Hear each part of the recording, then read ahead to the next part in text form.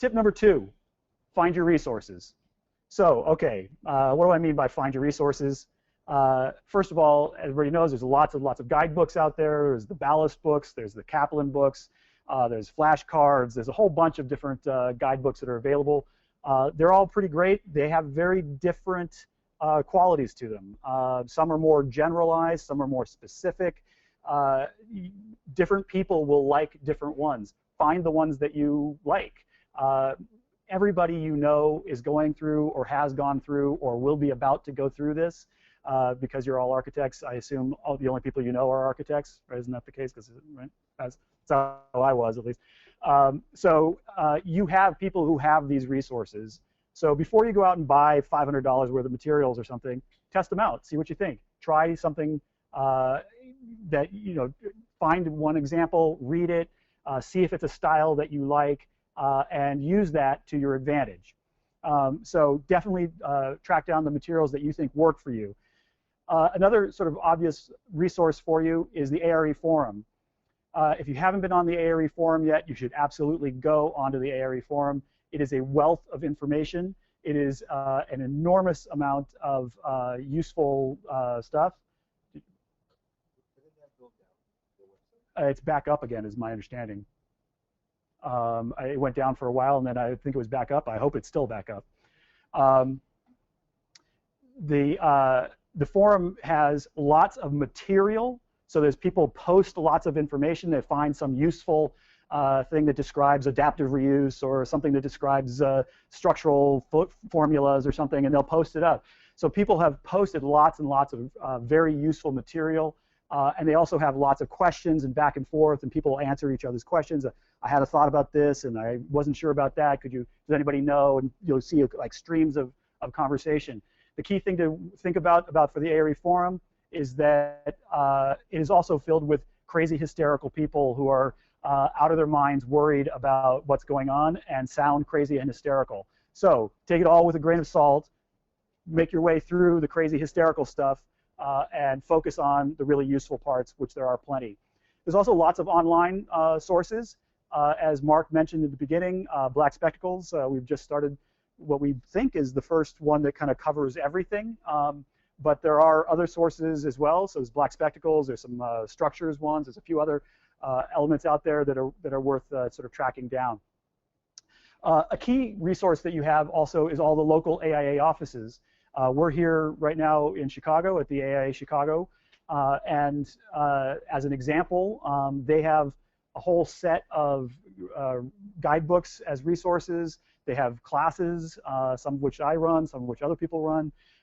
They have the Young Architects Forum. We have the Emerging Professionals.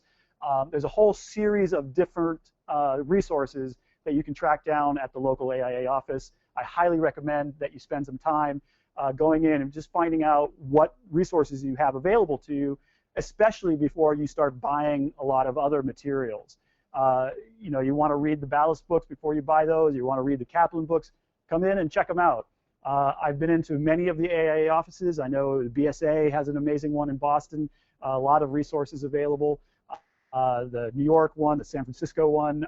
So every one that I've been in has lots of resources, and they're happy to have you there to go talk to them and find out what's going on. That's a huge part for their mission. They really want to be helpful. So use that as part of your resources. The other thing, a lot of you probably haven't even asked anybody in your firm yet. There's two reasons why you should ask somebody in your firm. It's a little different these days post-recession, but back in the good old days, a lot of the firms would actually pay for your A.R.E.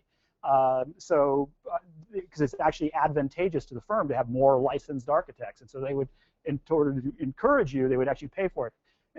Fewer firms are doing that right now, but there's still a few out there, definitely worth asking. But there's also a lot of resources in a lot of those firms. You know, if they don't know that you're actively out looking to go take the exam, they're not going to know to say, hey, by the way, we have some 4-year-old guidebooks over here, or we have you know, videos from when somebody else took it 10 years ago or something. All of that is going to be useful. Things change. Older information is going to be a little bit old, but the core of the exam is still going to be essentially the same as anything you'd find in a guidebook from 1990, right? 1985. Like, it's still going to be essentially the same. There'll be a lot of new information about sustainability and things like that on the later ones, but you can get a lot of good information from really anything that anybody has in your firm. Definitely track down the easy stuff first. Go through that so you have your access to something to start your process off. You're definitely going to be using multiple sources for your resources. You're going to want books. You're going to want to be online. You're going to want to be doing group efforts. There's a lot of different things. You want to try them all.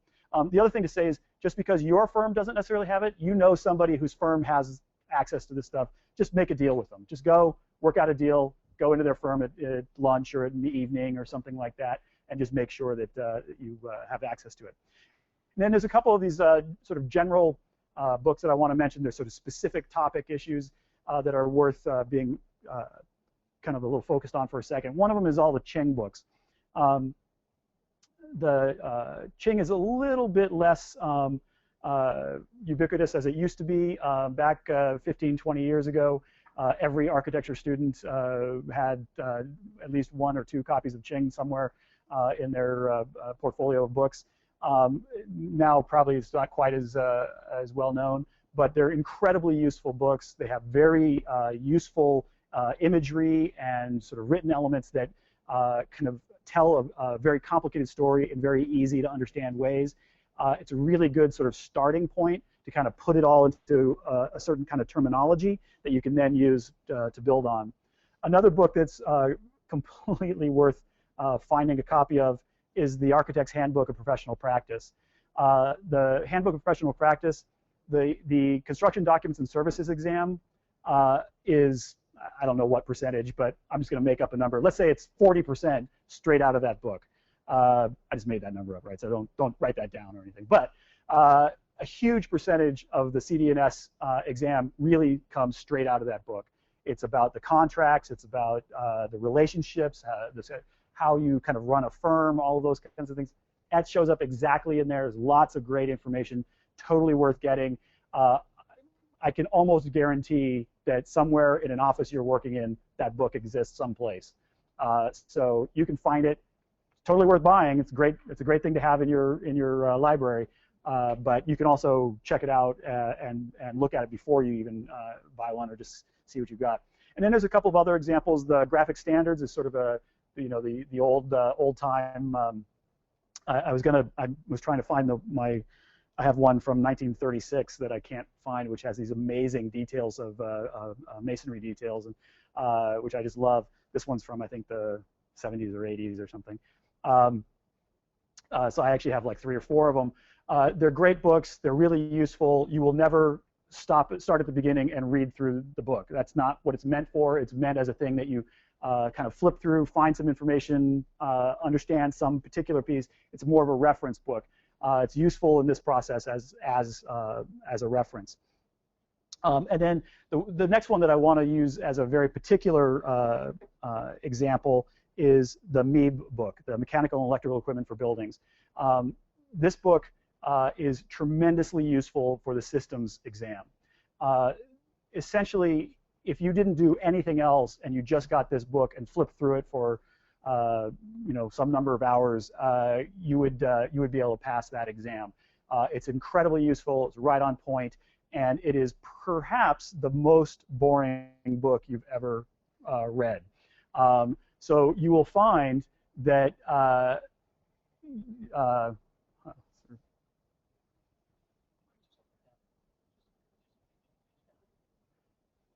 there we go. All right.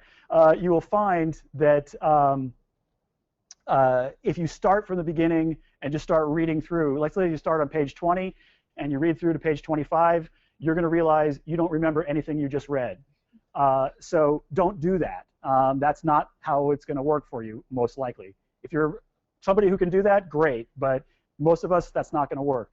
My suggestion, the way to do it, go through, flip through, look at the pictures, read the captions, and when you read the captions, if you sort of understand what's going on and it kind of gives you a full flavor, as you start going through, you'll get a very wide sense of all the different things that are potentially on the exam. And as you read something, or read a caption, look at the picture, if it makes sense to you, keep moving on. If it doesn't make sense to you, you read that portion of the book, that little chapter. And then what that does is it gives you an opportunity to be reading for a purpose. You're not just reading a topic, you're reading to figure out why you didn't understand that caption in that photo. So you're looking for specific information at that point. You're going to be much more likely to get very good information in. So you're looking at the imagery, at the diagrams, at the photos, and then going through and focusing on the captions. And there's a number of different sort of examples that you can sort of check out. Here's one little example that is just, when you look at this image, you'll start to see, okay, this is about an atrium and smoke, and how the where the smoke detector is. You know, so I start looking, all right, so I have an atrium. If I had a fire down here, heat and smoke is going to go up. Where does it get out? Well, it gets out through that system there. There's a smoke detector there.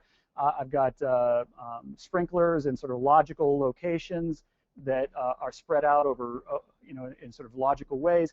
If you look through something like this and you're like, okay, I get it, well then move on. Don't spend any more time on it.